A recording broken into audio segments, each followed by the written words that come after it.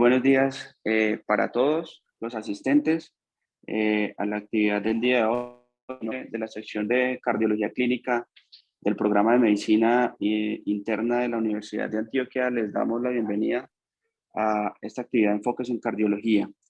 El día de hoy contamos con el doctor Carlos Morillo. El doctor Carlos Morillo es médico internista de la Universidad Javeriana, cardiólogo clínico de la Universidad Militar Nueva Granada, especialista en electrofisiología de University of Western Ontario en Canadá, actualmente profesor de University of Calgary en Alberta, Canadá, jefe de la división de cardiología del Living Cardiovascular Institute de Alberta, jefe de zona de cardiología de Calgary de la región sureste de Alberta Health Service. Ha sido profesor de la división de cardiología del Departamento de Medicina de McMaster University en Hamilton, en Ontario, Canadá, desde 2002 hasta el 2016. Director del Servicio de Arritmias y Estimulación de Hamilton Health Sciences entre el 2013 y el 2013. Es Fellow actualmente del Heart Rhythm Society, del European Society of Cardiology, del American College of Cardiology y del Royal College of Physicians and Surgeons de Canadá. Es revisor de múltiples revistas científicas y conocemos todos una vasta experiencia que tiene la investigación en el área de la cardiología y la electrofisiología. Tenemos el gusto de contar entonces con el doctor Morillo, que nos hablará el día de hoy acerca del síncope y los nuevos elementos clínicos, especialmente lo que ha ocurrido en los últimos 35 años. Doctor Morillo, muy buenos días, gracias por acompañarnos y bienvenido a la actividad del día de hoy. Bueno, buenos días, muchas gracias por la presentación. Vamos entonces a seguir ahí de plano. Vamos a hablar algo sobre síncope y qué pienso yo que ha sucedido durante el trayecto de mi carrera como cardiólogo. Pues los conflictos de interés que tengo en este tema pues son varios. Yo estoy trabajando en síncope desde el 86, pronto desde antes.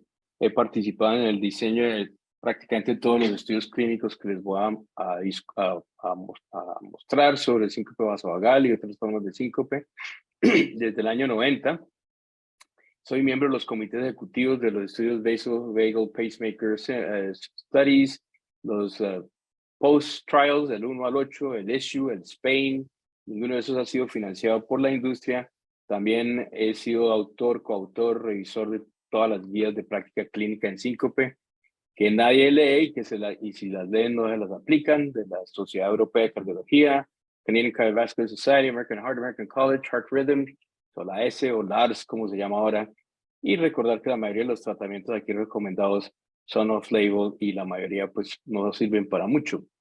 La historia del síncope pues viene desde hace tiempos. Esto fue una revisión interesante que hizo un doctor Keaton, que se estaba retirando allá en el Reino Unido por allá al principio de la década del 2000, donde miró todos los cánones de Shakespeare, que Shakespeare tiene 32 cánones, en donde miró cuántos de los personajes tenían o síncope, convulsiones o muerte súbita, todos generados por emoción. Y ustedes ven aquí entonces que el rey Enrique VIII, cuando se ponía muy contento se desmayaba, etc. Así que pues esto es un ejemplo de lo que llamamos síncope situacional. Mi relación con el síncope, como les digo, empieza hace rato. Este fue el primer trabajo, digamos, publicado que tengo de síncope. Esto es en el año 89, en la Revista Colombiana de Cardiología, con gente que ustedes conocen a todos, Darío Echeverry, que es un cardiólogo intervencionista muy conocido en la Fundación Cardioinfantil, Ricardo Borges, que creo que todavía está de jefe de cardiología en la Javeriana, la doctora Margarita Blanco, que estuvo en el militar, y en esta época, pues, por el año, esto se publicó en el 89, pero pues esto obviamente se originó cuando yo estaba de instructor de la coronaria en el Hospital Militar Central, pero al mismo tiempo era el jefe de fisiología de la Escuela Militar Nueva Granada. Y en la Escuela de Fisiología teníamos un laboratorio de fisiología que era muy bueno, donde teníamos varios polígrafos de estos GRASS. Y entonces empezamos a trabajar a mediados del 87 en ver pacientes con síncope, y ustedes ven ahí, tuvimos, no sé, unos 50 pacientes o algo, a los cuales hicimos pruebas de función autonómica en esa época, cambios posicionales, maniobra de Valsalva, test de atropina, etcétera. Les recuerdo que en el 88 fue en el año que se introdujo la prueba de mesa basculante como prueba diagnóstica para el síncope neurocardiogénico, pero claro, esto no es la época de hoy que usted abre el teléfono y ahí le sale todo. Allá en esa época pasaba a ver nosotros que había descubierto el TIL, todavía se demoraba 1 o 2 años en llegarnos la información.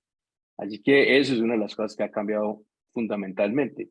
Y aquí tenemos la serie esta del Hospital Militar Central, que nos valió el premio Ramón Atalaya en esa época, donde encontramos pacientes donde creíamos que la causa definitiva de síncope era más o menos el 27% cardíaco, vascular 3,6%, de origen neurológico y iatrogénico. Pero fíjense que la gran mayoría quedaban sin diagnóstico y aquí están las pruebas diagnósticas que hacíamos.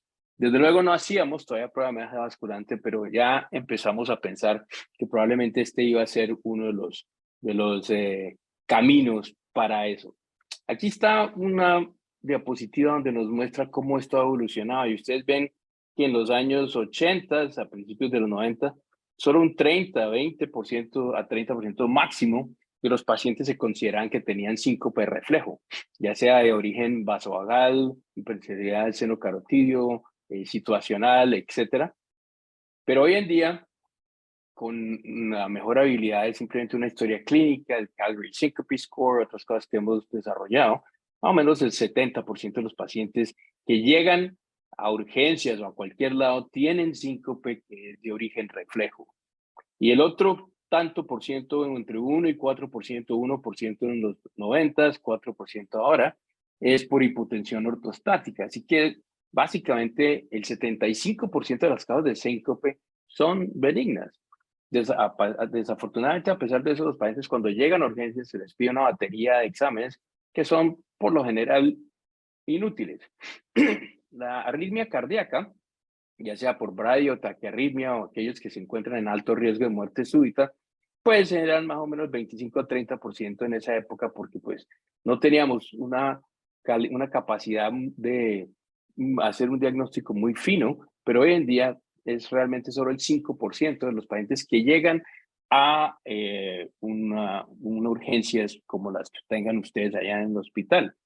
Y las causas estructurales cardiopulmonares son muy raras. Habrán visto algunos artículos más recientes sobre embolismo pulmonar, que es más frecuente, etcétera. Un artículo en New England Journal hace un par de años que creó una gran controversia, pero la realidad es que esto es menos del 1%. Así que en la época de los 80, cuando empezamos a trabajar en síncope, casi que la mitad de los pacientes que llegaban con este diagnóstico de síncope, etiología no conocida, eran no diagnosticados. Hoy en día es únicamente el 18% de estos pacientes. Así que sigue siendo una consulta frecuente.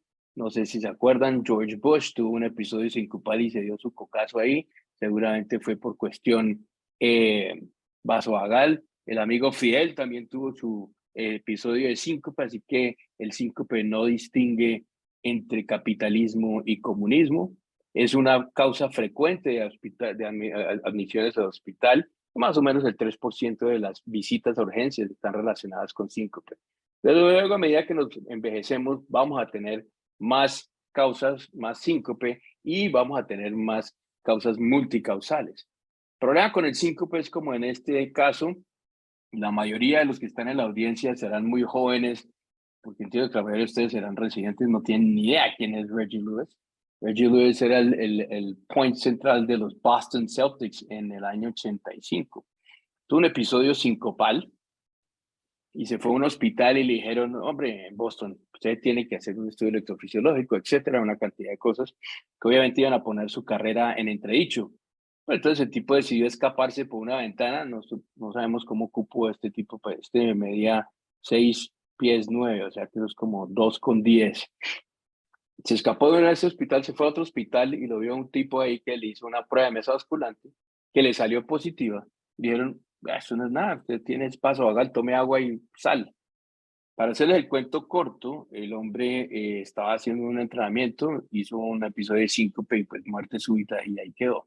Así que es importante tener en cuenta que la única diferencia entre el síncope y la muerte súbita es que uno de estos usted se despierta y el otro no. Como en el caso que vemos aquí ya más recientemente de este jugador de la selección danesa, Christian Andersen, que hace un episodio sincopal ahí y pues termina siendo desfibrilado con un desfibrilador y terminó con un diagnóstico de una cardiopatía hipertrófica y con un desfibrilador, pero tuvo un episodio sincopal que predeterminó muerte súbita. Así que es muy importante hacer esa distinción.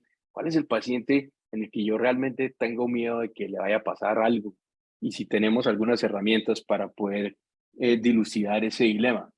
La mejor forma de ver cómo hemos evolucionado y básicamente mi historia durante los últimos 35 años, que será la edad de la mayoría de ustedes, es que ver un caso clínico. Y este es un caso de la vida real que vi cuando estaba en la Universidad de McMaster. Es un paciente de 28 años que conduce un camión de estos de ¿cómo es que le decimos allá en Colombia? Una de esas de 18 llantas.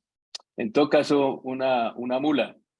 Y tuve un episodio de pérdida transitoria de la conciencia, que es como lo hemos denominado en las guías, tanto las americanas como las europeas, lo que se llama el TLOC, Transient Loss of Consciousness. El año nuevo, y el hombre había estado obviamente tomando fuertemente la noche antes y estaba manejando un cuatrimotor por ahí, estaba sentado ahí en el cuatrimotor que estaba parqueado y sin mayor prodromo perdió la conciencia. Ahí estaba la esposa también, que también estaba en Guayabada, y dijo que pues el paciente tuvo una convulsión, parecía. Y una vecina que trabaja en un hospital con pacientes epilépticos, le pareció que sí, que esto era una convulsión epiléptica. El paciente no perdió la continencia, no tuvo incontinencia urinaria, no se mordió la lengua, que son aparecer signos muy clínicos de convulsión. No tuvo ninguno de esos dos. Entonces, este es el electrocardiograma y para no perder mucho tiempo es un electrocardiograma totalmente normal en un paciente de 28 años.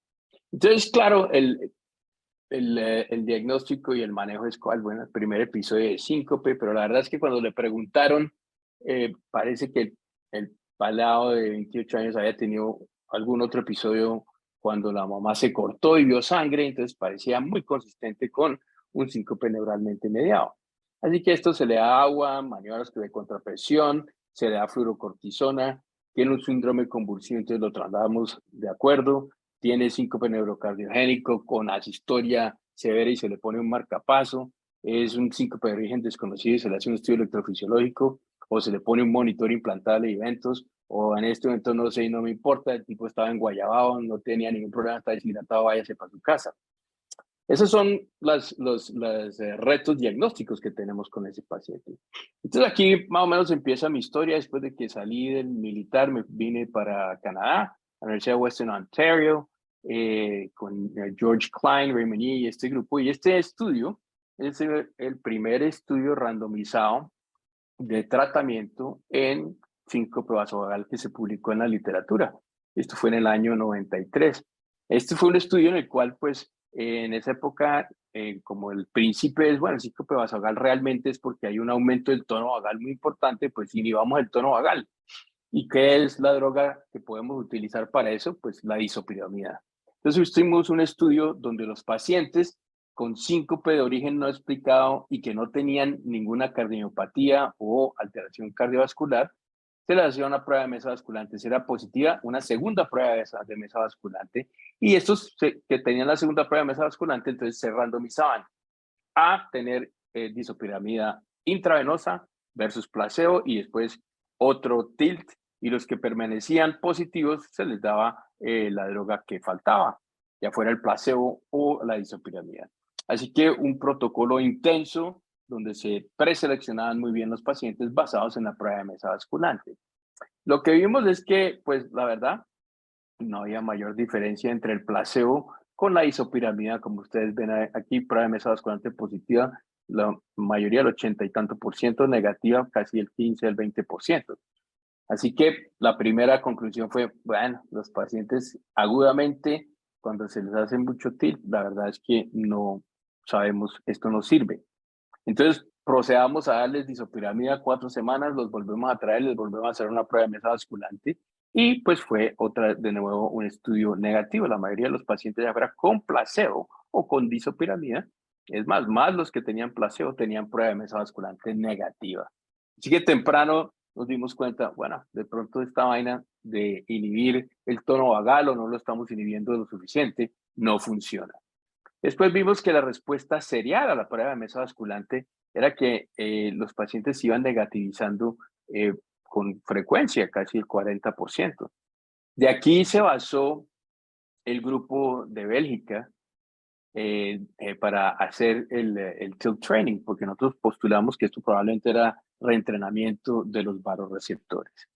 Obviamente, para poder entender mejor qué es lo que era lo que sucedía, tratamos de entender un poco más la fisiopatología. Y esto también en esa época lo hicimos. Esto creo que es publicado en el 94, sí, en el American Journal of Cardiology, donde cogí una serie de pacientes y controles, incluido yo mismo. De aquí a la izquierda es mi poder espectral. Entonces hicimos un análisis del poder espectral porque era la forma como podíamos entender el tráfico simpático y parasimpático, las oscilaciones de baja frecuencia. Aquí las de 0.4 Hz eran las que usualmente se ven en vagales. Y ustedes ven que se inhiben cuando uno se pone de pie, cambia este índice, etcétera. Entonces entendimos que probablemente estos grupos, que eran los que tenían esta característica, eran los que no eran respondedores y de pronto podíamos atacar eso. Al mismo tiempo, pues en la época en que estábamos haciendo eso, el protocolo del TILT era un ladrillo, había que estarse 45 a 60 minutos en la prueba de masa vasculante sin ninguna ayuda farmacológica. El grupo de Dave Bendit en la Universidad de Minnesota, que además fue compañero de George Klein cuando hicieron el fellowship allá en Duke University, estaba utilizando isoproterenol pero a dosis altas. Entonces a mí se me ocurrió que de pronto la dosis baja de isoproterenol iba a ser mejor porque no iba a tener tanto falso positivo. Y entonces hicimos este estudio donde teníamos pacientes y controles, y de nuevo yo fui un control también. Y aquí vemos entonces las pruebas de masa vasculante en una respuesta mixta, donde hay bradicardia e hipotensión. Aquí a la derecha, una respuesta extrema de cardioinhibición. Ustedes ven que la presión arterial prácticamente abruptamente se va a cero y el paciente tiene asistolia de casi 33 segundos. La verdad es que es más, porque estos son escapes de la unión, así que es casi 50 segundos de asistolia. Un paciente de 28 años. Entonces, ese paciente necesita un marcapaso, ¿qué le hacemos? Y esta es la respuesta típica también, y ustedes ven aquí que es sin isoproterenol, de un paciente de 35 años, donde hay hipotensión sin bradicardia, se mantiene la frecuencia cardíaca, o sea, la respuesta vasodepresora como tal. Así que no había duda que había características como tal, donde con dosis muy bajas en pacientes que eran de síncope de etiología no conocida, sin cardiopatía estructural, un grupo control y un grupo con síncope de origen cardiovascular, la mayoría de los pacientes tenían una prueba negativa, que eran los controles, y los positivos eran más o menos un 61% cuando se les ponía isoproterenol, con la prueba sola, y otro 40% con isoproterenol. Así que esto demostraba una buena sensibilidad, especificidad, bueno, mejor una buena capacidad diagnóstica de esa prueba. Y ese fue el protocolo que yo adopté desde entonces, hasta cuando volví a Colombia, donde no había isoproterenol. Entonces nos tuvimos que inventar otra forma de hacerlo, que era con dinitrato de isosorbide. Hicimos algunas publicaciones de eso también. Aquí está entonces lo que trabajábamos cuando me mudé de Western Ontario a la Universidad de Virginia, en Richmond, Virginia, de Estados Unidos, que queríamos tratar de seguir entendiendo, bueno, pero ¿qué es lo que gatilla esto? Y ustedes ven aquí el electrocardiograma, el intervalo RR y el tráfico simpático, una técnica que fue escrita en Suecia por Wallin y que después se vino a Estados Unidos en la Universidad de Iowa, y uno de mis mentores, Dwayne Egbert, fue uno de los que más la popularizó, y aquí esto lo hicimos con Kenneth Bogen y mi compañero de trabajo en Bucaramanga, que hoy está en Cali, el doctor Fernando Pava. Y ustedes ven que aquí hay una serie de oscilaciones, ven que el sistema autonómico trata de vencer esta hipotensión y esta bradicardia que va sucediendo con taquicardia, pero llega un momento en que el tráfico simpático se desaparece y hay hipotensión severa.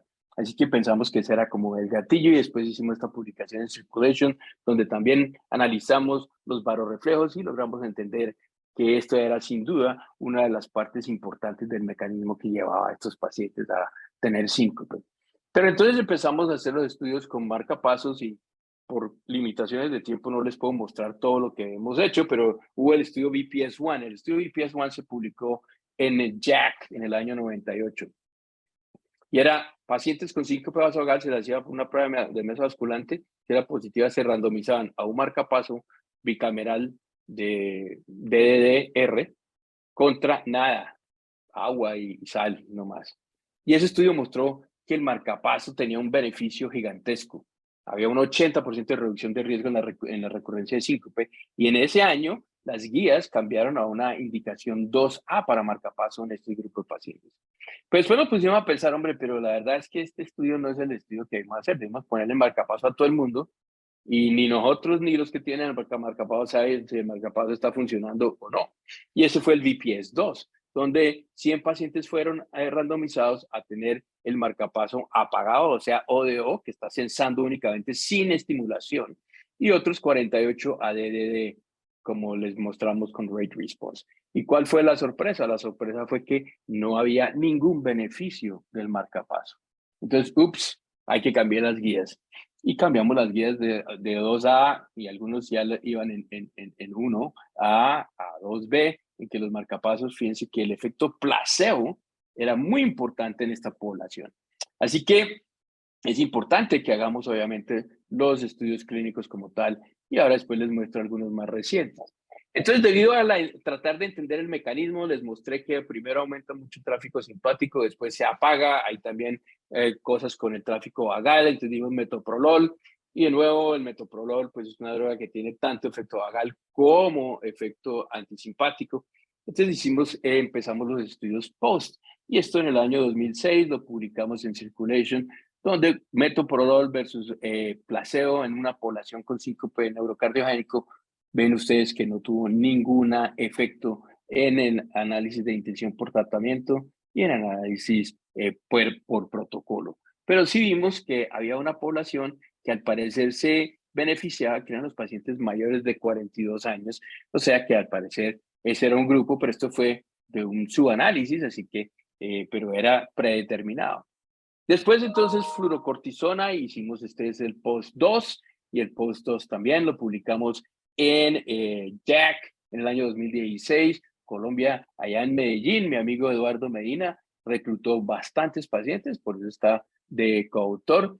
Y ven ustedes que sin duda la fluorocortisona parece que funciona, pero funciona cuando se hace un análisis específico donde hay que tener la dosis de 0.2 miligramos de estabilización 2 semanas después, y fue altamente positivo este estudio.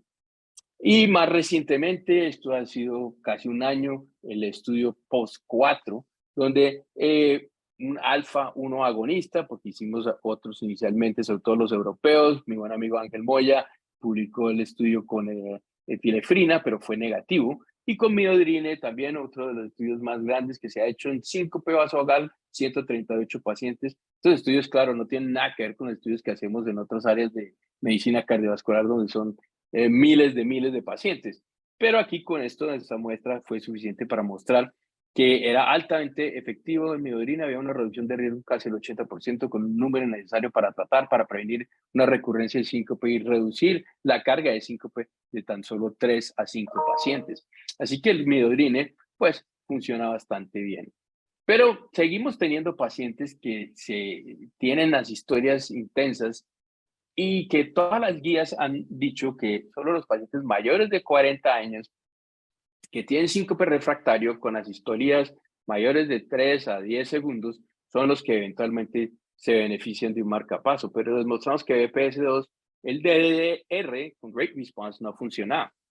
Entonces hicimos este estudio que se llama Spain, que también publicamos en JACC hace unos años, ya en el 2017. Era un estudio donde el marcapaso era DDD, pero con este closed loop stimulation, que se supone que es capaz de reclutar los barorreflejos. Y ustedes ven que vimos la reducción de la carga de síncope de más del 50% realmente ocurría cuando utilizábamos este marcapaso y no cuando el marcapaso estaba, entre comillas, apagado. Así que demostramos eso con contundencia y otros estudios como el BioSync, que no tengo tiempo de mostrarles, lo ha determinado así. Pero sigue habiendo controversia en que, bueno, ok, ese es el paciente mayor de 40 años, sabemos que el DDL con CLS funciona, hay algún estudio no randomizado, sino observacional, que ha mirado si estos marcapasos nuevos que no tienen cables, que llamamos leadless, funcionan, pero realmente eso no sirve para nada. Pero los de menores de 40 años, ¿qué hacemos con ellos? Y para esto, pues hay un boom con la cardioneuroablación y pues vamos a comentar algo de eso en un momento.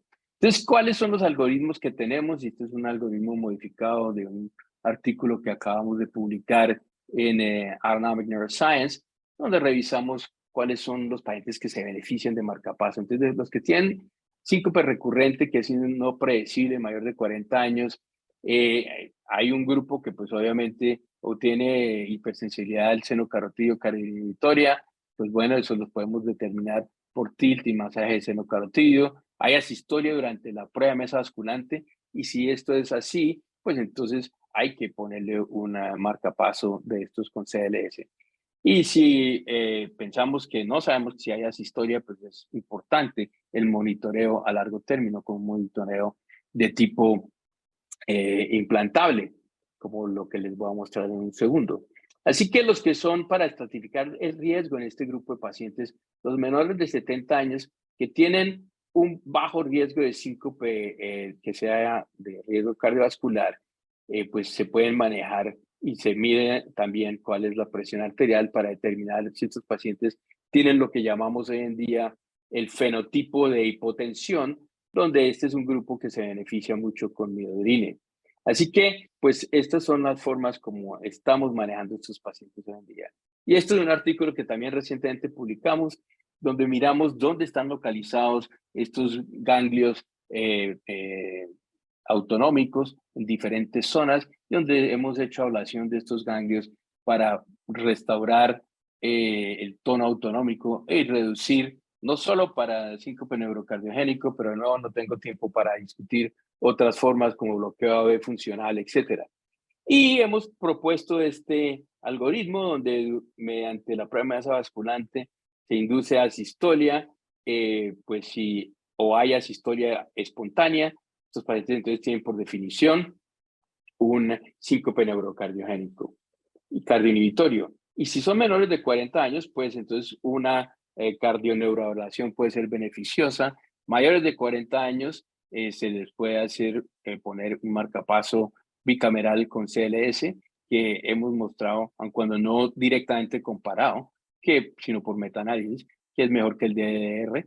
Y si es una respuesta mixta o vasodepresora, pues están las dos drogas en verde, que es una indicación 1A, en amarillo 2A. Así que, sin duda, hemos progresado en este grupo de pacientes.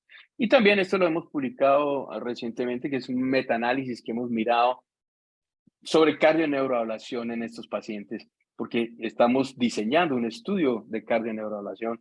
Cuando hay mucho interés, ya les mostré lo que pasó con los marcapasos inicialmente. Así que tenemos que diseñar un estudio clínico. Aquí parecen que estas series, que ninguna es randomizada, muestran que hay, sin duda, un beneficio importante. Y queremos establecer entonces exactamente cuáles son los desenlaces primarios desde el punto de vista del procedimiento y ya sabemos cuáles son los cambios electrofisiológicos que están mostrados aquí, como la longitud de ciclo, el tiempo de recuperación del nodo sinusal, etcétera. Y basado en esto es que estamos diseñando el estudio clínico que les cuento. Volvamos al paciente. Entonces, ¿qué pasó? El paciente tuvo un episodio, le dijeron, bueno, hágase una prueba de mesa basculante, se hizo una prueba de mesa basculante que salió positiva, pero era una respuesta mixta. Entonces se le dijo, pues nada, tome agua y tome sal. Al año siguiente vuelve otra vez este tipo como que le gusta desmayarse en los diciembres, y aquí el 28 de diciembre estaba jugando póker, ya tiene 29 años y está ahí sentado en la silla y sin ninguna prodromo, hace un episodio sincopal. Así que el episodio tiene dos episodios de pérdida transitoria de la conciencia sin prodromo.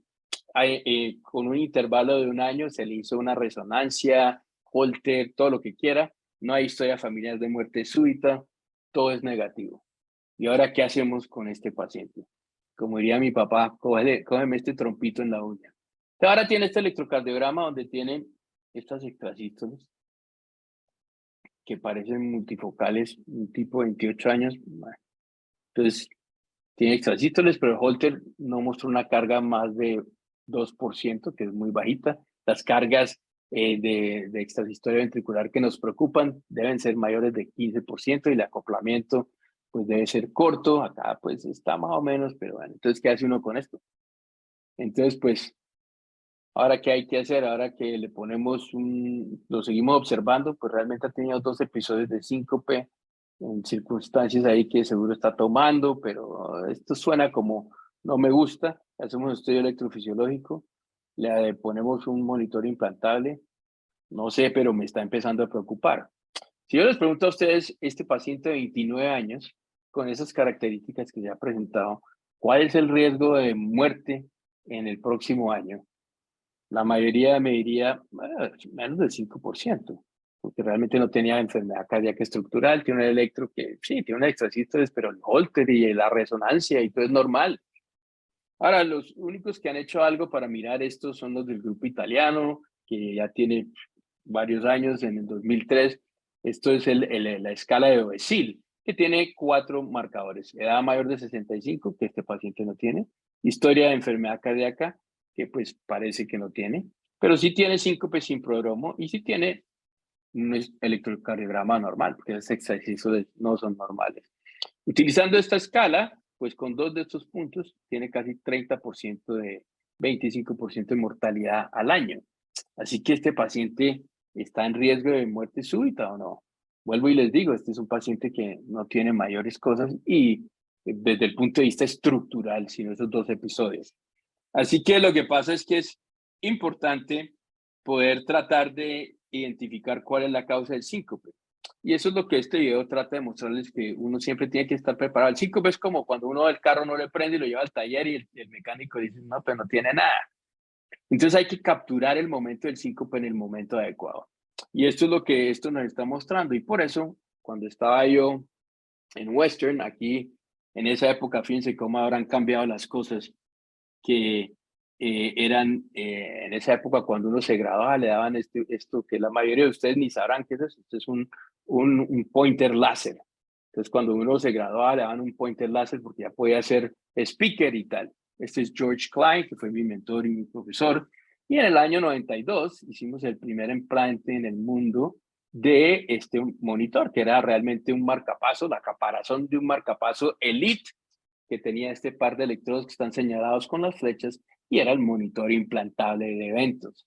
Eso se hizo los primeros casos, y les repito, el primer caso lo hice yo con George, y esto es como esto ha evolucionado. Esto evolucionó de este tipo de aparato al Reveal XT y ahora al Reveal Link, que es más o menos más pequeño que una batería de estas AAA. Así que también estuve involucrado con esto en el 92. 50-60% de los pacientes con síncope recurrentes permanecían sin diagnóstico y lo único que teníamos era Holter. Y el Holter tenía una capacidad diagnóstica muy baja, del 5, máximo 8%, y aún los monitores de eventos, máximo 25%. Así que quedaba una gran proporción de pacientes sin saber qué era. Y aquí fueron los primeros pacientes, este aquí a la izquierda, síncope recurrente, que tenía cardiopatía hipertrófica, pero leve, sin gradiente ni nada, y le habíamos hecho de estudio electrofisiológico, de todo, no se sabía qué era, se le puso el monitor y hacía estas carreras de taquicardia ventricular no sostenida. Este otro paciente post-trasplante con síncope recurrente, estudios electrofisiológicos múltiples, todo negativo, se le pone el monitor de eventos y vemos que hace un bloqueo AB completo. Así que esto definitivamente abrió una nueva dimensión en nuestro entendimiento y hoy en día, pues miren cómo esto ha cambiado y cómo y por qué seleccionamos un monitor, pues dependiendo de la frecuencia de los síntomas. Todavía usamos el Holter, pero el que tiene síncope todos los días, ese paciente o está muy mal o seguramente es pseudosíncope. Síncopes semanales, monitores de eventos, hasta un mes estos parches y estos que son este paciente, por ejemplo, que tiene 2 episodios en el lapso de un año, probablemente un monitor implantable es lo que necesita. Y se le pone el monitor implantable y ustedes ven aquí qué sucede. Tiene estas historias ventriculares y esta que tampoco está tan acoplada cerca, hace este flóter ventricular y hace síncope, pero se recupera. Así que vean que este paciente de 29 años tiene una causa bastante peligrosa de síncope, lo llevamos a un estudio electrofisiológico y le inducimos taquicardia ventricular. Ahora le decimos a este muchacho, hombre, usted tiene ese gatillo de estas sístoles, pero hay que ponerle un desfibrilador. Aquí en Canadá, cuando se le pone un desfibrilador a una persona que maneja una mula de esas, pierde su licencia de por vida, no puede volver a trabajar en eso. Entonces, para este paciente de 29 años, era un cambio y un impacto muy importante en su calidad de vida. Entonces dije, hombre, ¿será que yo puedo pensar esto un poco mejor? Y aquí está el estudio electrofisiológico que muestra aquí, ustedes ven el electrodo auricular y estos son el ventrículo derecho y ustedes ven pues taquicardia ventricular y hay disociación ventrículo auricular, etcétera. Entonces esto es una taquicardia ventricular sin duda que es gatillada por extrasístoles que vienen del sistema de His, de Purkinje. Así que este paciente entonces dice, no, yo me voy para la casa a pensar la vaina y nos llaman a la oficina a cancelar el procedimiento el 8 de agosto porque cuando el hombre estaba teniendo desayuno con sus hijos, dice señora, hace muerte súbita y no se recupera. Así que este caso nos recuerda que el síncope sin prodromo, en pacientes sin cardiopatía estructural, es un signo ominoso. Y estos son los pacientes que tenemos que tenerle cuidado, que pueden morir súbitamente y debemos tener realmente una actitud un poco mucho más agresiva. Ahora, hay causas raras de síncope y hay muchas, y obviamente, pues este video les muestra aquí esta cabra que va corriendo y hace muerte súbita. La verdad es que no hace muerte súbita, estas cabras son lo que se llama las fainting goats de Tennessee, que tienen una miotonía como tal, pero yo lo uso como ejemplo para que la gente entienda que cuando uno hace síncope durante el ejercicio o con esfuerzos, eso es un síncope de alto riesgo. Y esto es ya sea porque hay obstrucción de la salida del ventrículo izquierdo o el ventrículo derecho, y usualmente es estenosis aórtica severa, cardiopatía hipertrófica. Otras causas son la displasia ritmogénica, la taquicardia ventricular polimórfica catecolaminética, el síndrome QT. Pero hay que tener en cuenta que la historia clínica, porque muchas veces llega, no, que yo estaba haciendo ejercicio y me desmayé. Bueno, por un momentico, explíqueme bien que bueno, no, estaba haciendo ejercicio y ya después me fui para el locker y cuando ya me estaba cambiando ahí me dio un mareo y pum, me desmayé. Ese no es de alto riesgo, ese es vasovagal, neuralmente mediado de reflejo. Así que hay que tener eso en cuenta y tenemos, basado en las guías del 2018 y las guías americanas, todas más o menos van por lo mismo, formas para identificar los pacientes que están en bajo riesgo, que están aquí, que son básicamente todos los signos de síncope neuralmente mediado. Y los de alto riesgo, pues obviamente cuando está asociado con angina, síncope durante ejercicio, palpitaciones súbitas, síncope sin prodromo, o cuando el paciente está sentado, como este paciente que les comenté, y desde luego los pacientes que tienen muerte súbita, o una historia de muerte súbita familiar, o un prodromo muy corto o sin prodromo. Así que también hay algunas características electrocardiográficas que no tengo tiempo de revisar, pero que ustedes obviamente habrán revisado en las guías. Pasemos a otro caso. Este es un paciente de 33 años que llega a urgencias después de haber tenido 2 episodios sincopales en la semana pasada de inicio abrupto, sin prodromo. Para ser de 73 años realmente no tiene mayores factores de riesgo, no toma ninguna medicación, sí se dio un tortazo en la cabeza, entonces tiene indicación de una escanografía y se muestra que tiene hematoma subdural. Se le hace un electrocardiograma y el electrocardiograma nos muestra esto, que es un bloqueo de rama izquierda, un bloqueo bifascicular. Entonces, ¿qué? Este paciente, ¿cuál es el riesgo de bloqueo AB completo anual de este paciente? Y hay pocos datos de eso, pero es bajo, es por ahí 5%. Entonces, este paciente, ¿se le pone un marcapaso o qué hacemos? paciente tiene síncope abrupto, sin ninguna otra historia, se dio un cocazo duro. La mayoría se lo pondrían. Yo ese fin de semana me fui, entonces los compañeros le pusieron el marcapaso. Este es el otro caso, con bloqueo de rama derecha, bloqueo bifascicular también, es realmente lo que llamarían un bloqueo trifascicular. Así que indicación de marcapaso, pues la mayoría diríamos que sí. Y si ustedes ven las guías europeas, pues en estos pacientes hay una recomendación de un estudio electrofisiológico, pero hemos mostrado que tiene más bien baja sensibilidad y especificidad, y dependiendo de lo que se haga en el estudio electrofisiológico se le puede poner un marcapaso como tal. La mayoría de estos estudios no han mostrado que esto funcione mucho.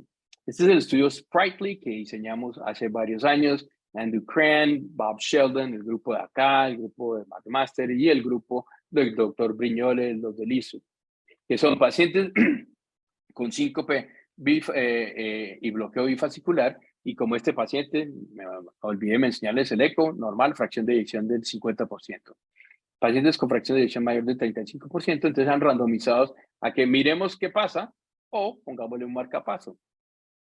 Y el desenlace primario pues era una combinación de muerte, síncope, bradicardia sintomática, bradicardia asintomática que necesite, tenga complicaciones con el marcapaso como tal. Y esto lo publicamos en JACC recientemente este año. ¿Qué nos muestra este estudio? Nos enseña muchas cosas. Lo primero que nos enseña es que sí, cuando miramos el desenlace primario, recuerden el desenlace primario que es una combinación de muchas cosas. Entonces hay que tener cuidado con eso.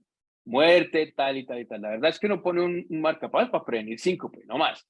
Pero pues por cuestiones de tamaño de muestra y porque este era un estudio, lo que se llama un diseño pragmático. Queríamos tener una idea más pragmática de qué era lo que había que hacer. Pues sí, esto es altamente significativo. Pero vean qué pasa cuando uno compara el monitor de eventos contra el marcapaso para la recurrencia de síncope. No hubo ningún impacto. Así que es muy importante tener en cuenta esto porque estos pacientes usualmente por encima de los 70 tienen causas múltiples de síncope. Entonces sí, cuando había una bradicardia accionable, o sea que era una bradicardia sintomática, pues el marcapaso sin duda los mejora. Y por cada 6 bradicardias, por cada 10 pacientes, perdón, 6 eran bradicardias que indicaban un marcapaso, 2 tenían síncope vasodepresor, hubo una muerte y un paciente se demenció o no aparecía. Así que hay que tener en cuenta que síncope con bloqueo bifascicular no necesariamente es marcapaso de una. Hay que probablemente hacer investigaciones un poco más detalladas para determinar cuáles de esos pacientes se van a beneficiar. Y muchos se le puede poner un marcapaso, pero continuará teniendo síncope que puede ser multifactorial, muy probablemente asociado a causas neuralmente mediadas. Y ahora causas más raras que, por ejemplo, este que se presentó también hace un par de años aquí cuando ya estaba en Calgary, 41 años, con presíncope recurrente y con esta historia aquí. Tiene un hermano con una cardiopatía no isquémica dilatada y que tiene un desfibrilador. Tiene otro hermano con un trasplante pulmonar que también tuvo muerte súbita no explicada en los 20 años, cuando tenía 20 años. Y este está tomándose estas medicaciones que está acá, vive con la esposa y no pasa nada y llega al hospital donde tiene este electrocardiograma. Es un electrocardiograma súper anormal. ¿Esto qué es? Esto es un Brugada, esto es un QT largo, esto no sé qué es, ni yo que soy electrofisiólogo no sé qué es. Él nos cuenta que, ¿sabe qué? No les había contado, pero yo soy adicto a los opioides, pero la metadona me sale muy costosa, y entonces uso Imodium. Y este tipo de tomaba 200 tabletas al día de Imodium. 200 tabletas al día de Imodium. Entonces esto es lo que se llama la metadona del hombre pobre. Y hay websites donde promueven esto y donde después en este paciente documentamos que hacía taquicardia ventricular polimorfa. Así que a veces, obviamente, hay causas muy raras de síncope, pero como decía mi papá, el que no se sabe el diagnóstico, pues no se le ocurre y nunca hace los diagnósticos. Así que ahí les dejo esa perla para que repasen. Bueno, entonces, ¿qué hacemos con los pacientes que tienen una pérdida transitoria de la conciencia? La historia clínica continúa siendo el pilar más importante. Y pues obviamente si no tienen una pérdida transitoria de la conciencia, pues sale del partido. Y los exámenes iniciales como el examen físico, la presión, sentado, de pie, pero no es pararse y tomárselas, no, hay que esperar 3 minutos al menos. Estas son las causas de pérdida transitoria de la conciencia que no es sincopal, que ya sea el pseudosíncope o los trastornos epilépticos o causas muy raras centrales de síncope. Y los podemos estratificar en alto riesgo, riesgo intermedio o bajo riesgo, de acuerdo a lo que les mostré anteriormente, basado en enfermedad cardíaca estructural, síncope durante el ejercicio, síncope sin prodromo. Y de acuerdo a eso, pues podemos darle tratamiento. Y estas es las guías para el síncope reflejo, que sigue siendo la causa más frecuente de síncope. 80% de los síncopes que ustedes van a ser neuralmente mediados. Entonces hay el fenotipo de presión arterial baja, son pacientes usualmente mujeres, flaquitas, que siempre tienen presiones por ahí entre 95, 90 sistólicas, se paran y se marean. Esos pacientes son los que tienen una buena indicación de fluorocortisona y midodrine. Estos antes de las guías, estos antes de la publicación de POST4, midodrine va a ser clase 1 cuando hagamos el update de las guías. Que tiene prodromos y se pueden hacer maniobras de contrapresión, o que son prodromos muy cortos, pues entonces es importante hacer un tilt y ver que no haya una asistolia importante o un monitor implantable de eventos. Los pacientes que tienen drogas hipotensivas, que le diría que son casi el 40% de los pacientes con síncope mayores de 65 años, están con un betabloqueador, un inhibidor de la ECA, un inhibidor de la renina-angiotensina, un diurético.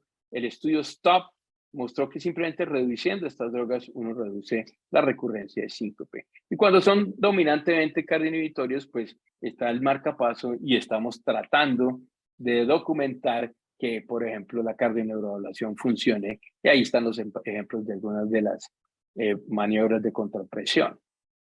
Entonces, recordar que los que son de bajo riesgo, pues realmente recomendaciones generales y se mandan para la casa. Si está intermedio, pues lo mejor es que lo vea, si hay una unidad de síncope en su hospital, pues que lo vean, y si no, pues mandarlo a una unidad de síncope o un especialista en síncope desde el punto de vista de la consulta clínica ambulatoria. Y desde luego, si tiene cualquier característica de alto riesgo que ya les he mencionado, los pacientes deben ser admitidos y estudiados. Y recordar que la mortalidad a largo plazo, esto lo publicamos con el grupo español de doctores Barones Quibias en Sevilla, pues los pacientes que tienen, estos son los pacientes con síncope neurocardiogénico, estos son los pacientes con hipotensión ortostática. Pues a medida que envejecen, pues van teniendo un aumento en la mortalidad también. Y aquí están los pacientes con síncope vasovagal, hipotensión ortostática y síncope de etiología desconocida. Tienen similares mortalidades, pero fíjense que es bastante baja a casi 10 años de seguimiento. Así que es importante tener eso en cuenta.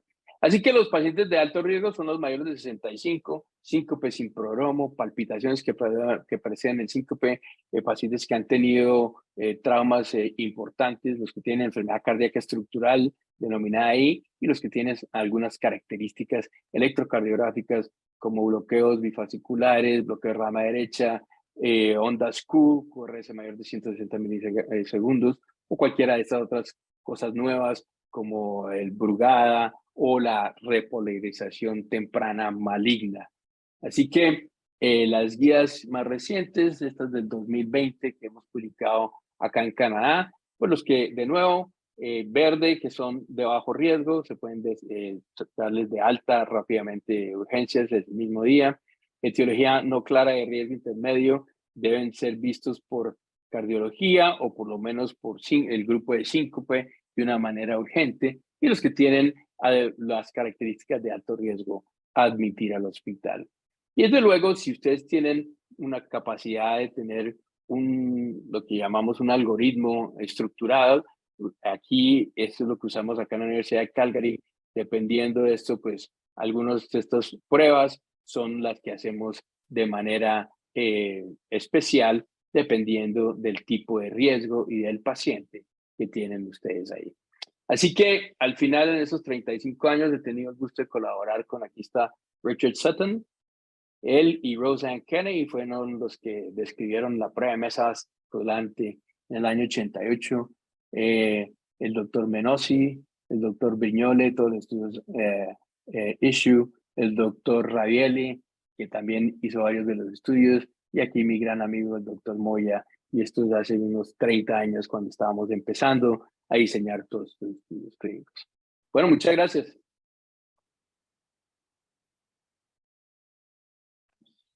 Doctor Carlos, muchísimas gracias por su excelente presentación. Gracias por compartir esta trayectoria con nosotros el día de hoy en la actividad. En este momento vamos a dar espacio a las preguntas en el auditorio. Vamos a empezar, mientras tanto, con una que está en el chat. Entonces, el doctor Santiago Patiño Giraldo dice, buenos días, como siempre, excelente charla. Una pregunta, ¿qué papel tienen los wearables como los smartwatch en el estudio del síncope? Sí, pues no mucho, porque lo que pasa es que acuérdense que el smartwatch, el Apple, uno tiene que activarlo, así que si uno se desmayó y se despierta y lo activa ya no le sirve para nada. Entonces no es mucho lo que ayudan realmente. Algunas veces si hay algunas palpitaciones o algo y la persona es capaz de registrarlos antes, pues bueno, algunos de estos han sido modificados para poder detectar más bradiarritmias, pero yo creo que todavía estamos lejos de eso. Los wearables hoy los tenemos más que todo para detección temprana de fibrilación auricular, pero el resto para diagnóstico así de síncope no han sido muy útiles, pero bueno, eso puede cambiar. Muchas gracias.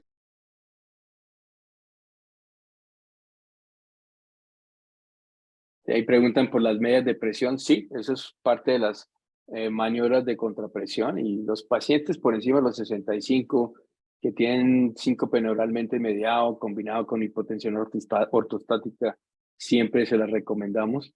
Los hombres hasta las rodillas, las mujeres sí tienen que ser el pantyhose como tal.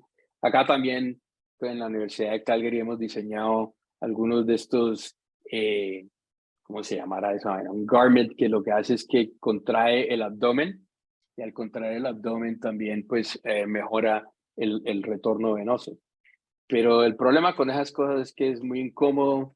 En el verano nadie se utiliza esas vainas, entonces pues todavía está por definirse. Doctor, muchísimas gracias. El doctor Juan Manuel Senior tiene la palabra para hacer una pregunta. Doctor Juan Manuel Senior tiene el micrófono activado. Gracias, buenos días, doctor Morillo. Muchas gracias por su excelente recuento y revisión en este tema que es bastante frecuente e interesante. Muchos tips nos dejó, muchas anotaciones que van a ser muy útiles para nosotros.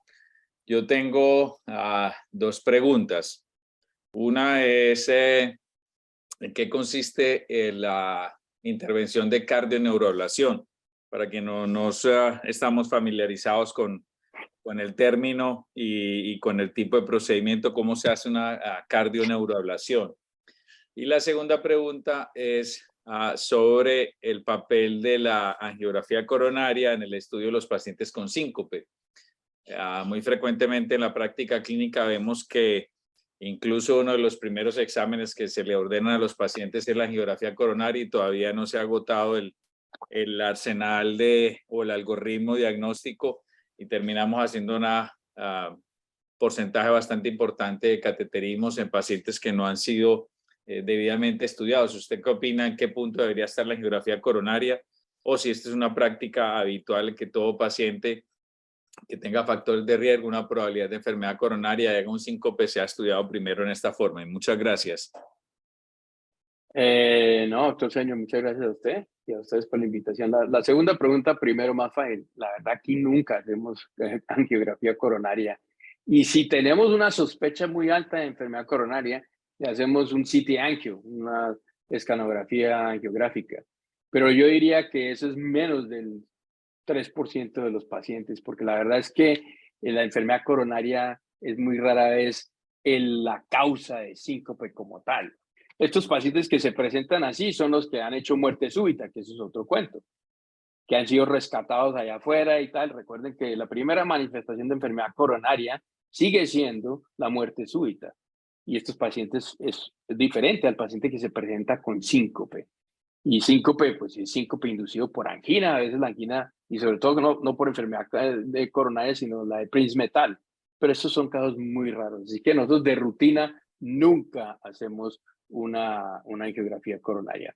La primera pregunta, la cardioneuroablación. Pues bueno, la cardioneuroablación realmente se originó a principios de los 2000, el grupo de José Carlos Pachón en Brasil, en el Dante Passanese. Y después de eso ha florecido y ha habido diferentes variaciones. Pero es lo que puede pasar, lo que pasó con la denervación renal, que primero todo el mundo pensó que funcionaba y después no es que funcione tanto cuando hicieron los estudios sham controlados. ¿Cómo se hace la cardioneuroablación? Pues sabemos que el corazón tiene una red intrínseca, que es lo que llamamos los plejos ganglionares, que son más que todos epicárdicos, que están muy colocalizados cerca de las venas pulmonares. Y esto fue algo que nos empezamos a dar cuenta cuando hacíamos ablación de fibrilación auricular. Hay algunos sitios donde hacemos ablación de fibrilación auricular, como en el techo de la vena pulmonar superior izquierda o derecha, o más hacia el septum, que cuando estamos aplicando energía de radiofrecuencia, ¡pum!, hay una sistolia grandísima. Y después de terminar de hacer la ablación, alrededor de las venas pulmonares, ya no hay asistolia. Entonces, ¿cómo así? ¿Qué pasa aquí? Entonces nos dimos cuenta, más o menos por serendipity, que ahí están colocalizados estos ganglios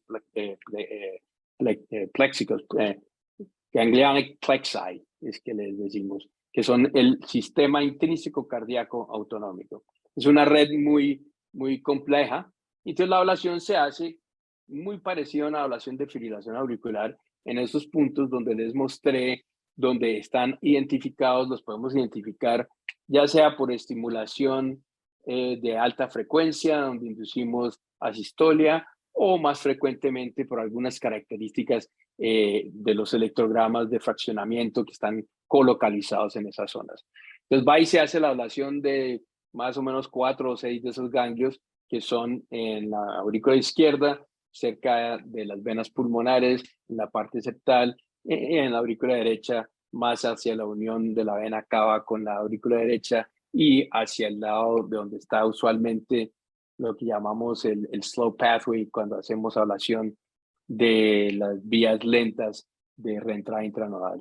Entonces, esas están, pero el problema es que ha habido demasiadas cosas, por eso estamos haciendo el metaanálisis, hicimos el metaanálisis y vamos a hacer un estudio clínico randomizado en esta población específica. Doctor Morillo, Muchas gracias muchísimas por la respuesta. gracias. Muchas gracias, doctor, por la respuesta. Y para finalizar, me gustaría, doctor, brevemente que usted nos dijera, no sé si es obviamente es una percepción dentro del ejercicio clínico que cada vez estamos utilizando menos test de mesa basculante, menos TIL test, y en ese sentido, digamos que cuál sería su orientación con relación a cuál sería el paciente en el que se ajustaría o sería pertinente realmente llevar al TIL test, porque pues no sé, en la práctica vemos que con los elementos clínicos y con los argumentos que tenemos al momento de realizar clínica, probablemente tenemos una buena parte del diagnóstico. Entonces, digamos que en ese sentido, ¿cuál sería su recomendación actualmente con relación a cuál es el paciente que realmente se debe llevar a realizar un TIL test? Sí, es una buena pregunta y eso lo hemos discutido más recientemente en las guías más recientes, donde pues el paciente que tiene síncope vasovagal típico, clásico, no necesita ya una prueba de mesa vasculante. Bueno, cuando el paciente continúa siendo refractario, sobre todo si es un paciente joven donde tenemos duda qué hacer, la prueba de mesa vasculante nos ayuda porque si hay este tipo de asistolia importante, entonces puede ser un paciente, y no tuve tiempo para revisar todo, hemos utilizado teofilina en estos pacientes donde funciona, pacientes que tienen bloqueo AV paroxístico que se manifiesta durante la prueba de masa vasculante. Los pacientes añosos usualmente tienen amnesia retrógrada, entonces su historia clínica no es tan buena. Y en estos pacientes puede haber una combinación de síndrome de hipersensibilidad del seno carotidio que se diagnostica durante la prueba de masa basculante en la posición erecta y masaje de seno carotidio. Entonces, ese grupo más específico, donde todavía tenemos lo que llamaríamos síncope de etiología desconocida, es donde yo creo que todavía hay lugar para identificar esos pacientes. Y los pacientes por encima de 50, que tienen síncope sin mucho prodromo, pero que tiene las características de ser neuralmente mediado. La prueba de mesa basculante es válida porque, como les mostré, el estudio Spain, pero también está el estudio Biosync, que acaba de ser publicado el año pasado en enero, con el marcapasos DSLS. Todos estos pacientes fueron seleccionados gracias a la prueba de mesa basculante. Ese sería el grupo donde yo me concentraría. Doctor Murillo, muchísimas gracias. Nuevamente desde la sección de cardiología clínica del programa de medicina interna de la Universidad de Antioquia queremos agradecerle por haber tenido este espacio con nosotros y muchísimas gracias a todos los participantes de nuestra actividad de enfoques en cardiología. Muchísimas gracias por la actividad.